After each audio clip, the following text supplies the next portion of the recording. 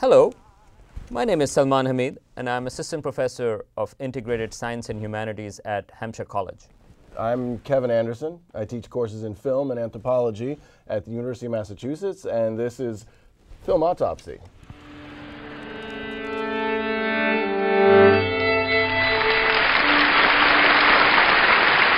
We begin with Beethoven's Opus 131. It has 7 movements, and they're all connected. For us, it means playing without pause. I love playing with you. You can't lead a quartet, man. You're not sufficient. You think you're better? Not motivated. You just... No resting, no tuning. Do you think it was fun growing up with two woven quartet players with parents who were gone 7 months of the year? I did the best that I could. I tried to be a good mother to you. Our instruments must in time go out of tune, each in its own quite different way. I love you more than anything in the world. I made a stupid mistake. Was he maybe trying to point out some cohesion, some unity between random acts of life? What are we supposed to do? Stop? Or struggle to continuously adjust to each other up to the end, even if we are out of tune?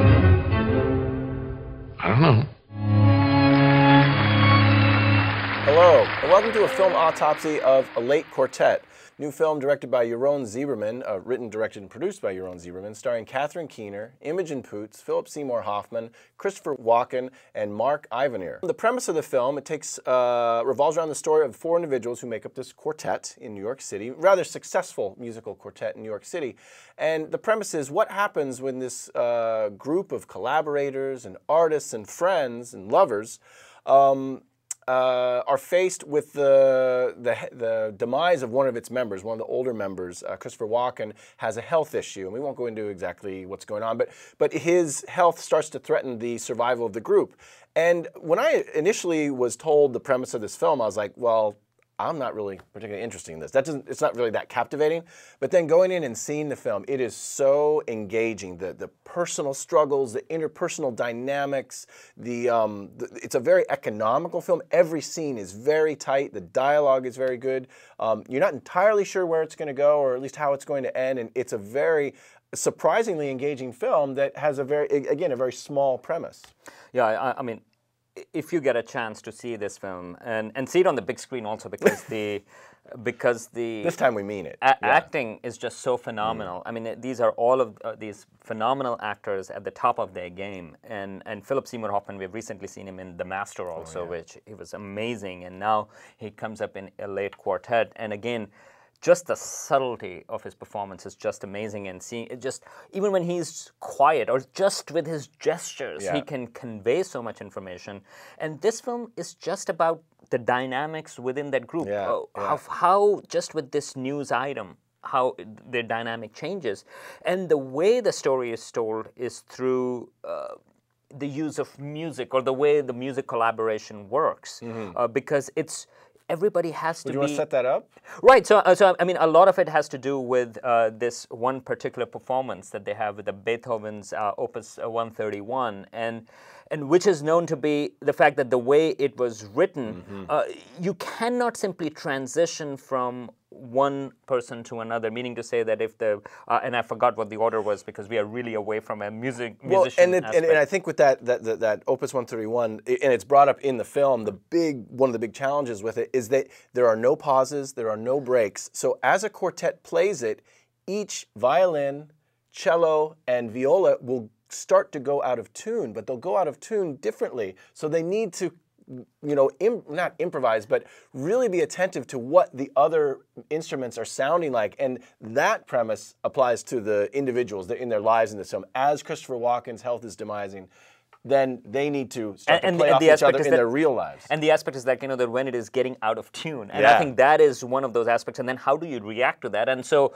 as within that quartet, things can go haywire, or if you can work around it, and what is required to work around. How do you do that? I think that's a fine, delicate balance. I mean, forgiveness is a big part in this as well. So the movie is about the messiness of life. It's a very realistic film. It's a film that when characters are acting in a certain way, and you go like, well, I mean, in those circumstances, yeah, I mean, you would believe in that. And I should mention that it also has some funny, almost slapstick moments, which under normal circumstances, if we were to try to describe those within the premise of the film, like, it doesn't make any sense. But actually seeing that even those moments came out. Well, it adds to the realism. Naturally. It adds to like, the realism. Even when there's sorrow, there's still moments of comedy, of happiness, of release and whatnot.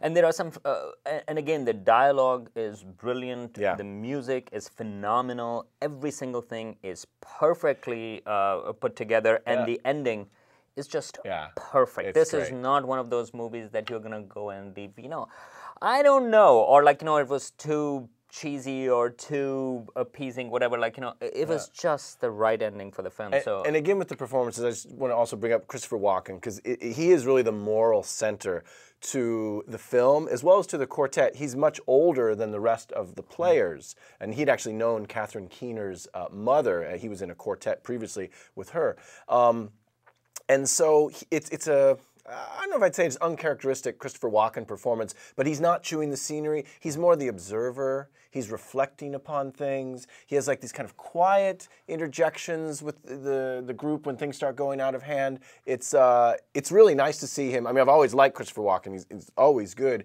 but it was nice to see him do something a little bit more subtle, a little bit more restrained. It was really joy. And I think in the end, he's not going to give anything away. Well, he's the stability guy. Yeah. He's the stable guy. He's the cog that keeps keeps everything together. And of course, he plays the cello. Like, he is the the bass notes. And I should also mention that this movie is shot in New York, and so New York, again, kind of like Woody Allen films. I mean, that in itself is a character. It is shot in the winter time, which also is a character in there. So again, a simple film, but wonderfully done. Everything and all the performances, as we've mentioned, in particular. Mark Ivenair? Mark Ivenair. He was who really previous good. to this has kind of shown up in various roles as like, bad Russian #2. But in this, he has, his number one. No, he's bad Russian #1 because he plays first violin. He's fantastic. I hope we see more of him. Yeah, he was really good. And his part in the quartet is wonderfully done. So again, really, this movie, if you get a chance to see it. It's wonderful. Highly recommended. Yeah. And I really hope some Oscar nominations, hopefully. I agree, but I doubt it. I think the film won't get recognized. Christopher Walken. I surrender all my love to you.